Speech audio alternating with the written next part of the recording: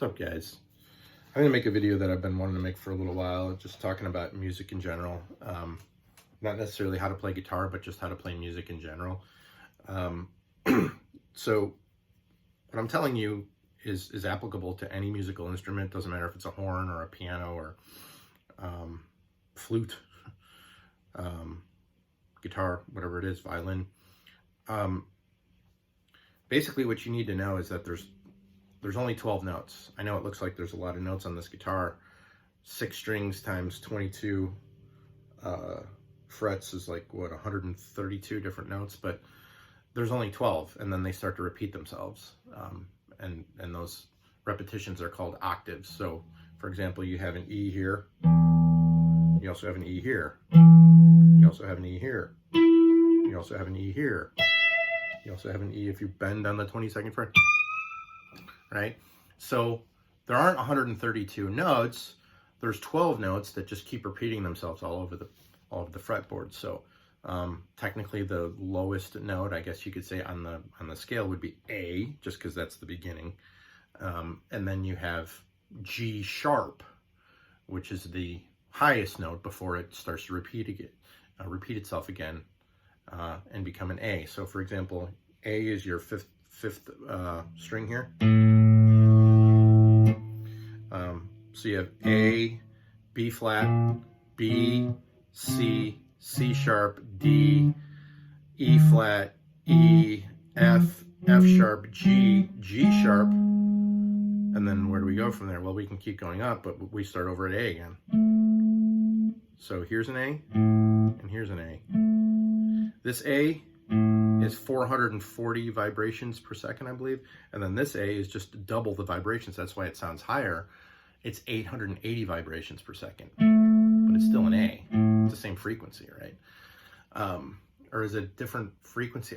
I don't know what you would call it, but it's the same multiple of the frequency, therefore it's the same note.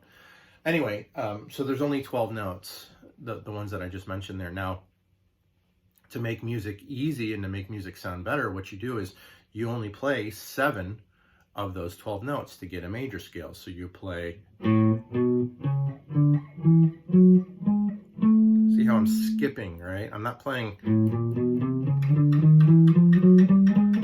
I still arrive at the same point. I start at an A and I end at an A, but I'm skipping some notes when I play the major scale, the do, re, mi, fa, sol, la, ti, do.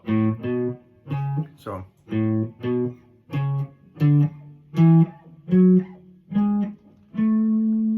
there's frets that I'm not playing, right? So you're making it simple by cutting notes out.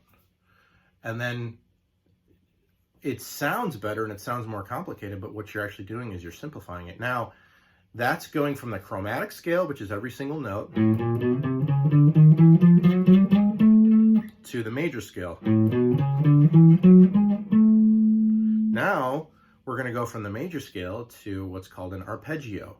Now, an arpeggio takes the notes that are in your major scale, the 1, 2, 3, 4, 5, 6, 7, before you get back up to the 1, and it's only playing the odd numbers. You're playing 1, 3, 5, 7.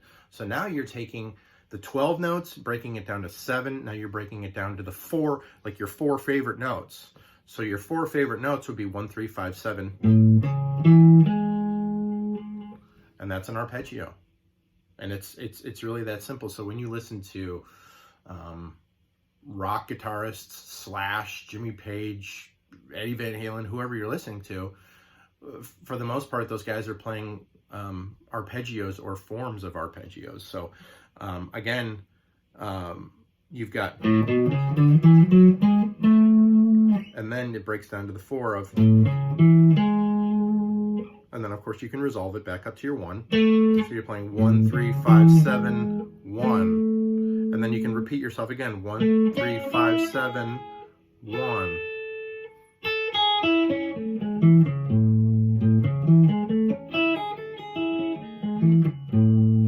And that's really what music is. You're actually making it more simple by cutting out the notes that you don't want to play, right? It's a big use of negative space, if you will.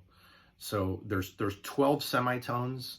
You break that down to 7 tones, and then you break that down to your 4, quote, favorite tones out of your tones, which is an arpeggio. So you start with the chromatic to the major. You can also do minor scales to your arpeggio.